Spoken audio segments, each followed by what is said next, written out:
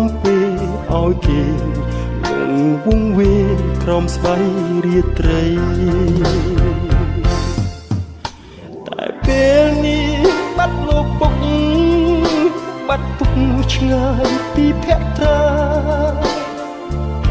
បាត់ទុកទៅណាមិនស្ដីកូនស្រែកហៅរកលោកពុកទ្វីបលោកមិនប្រណីទៀមទាមកផ្ដាច់និស័យឲ្យឃ្លាត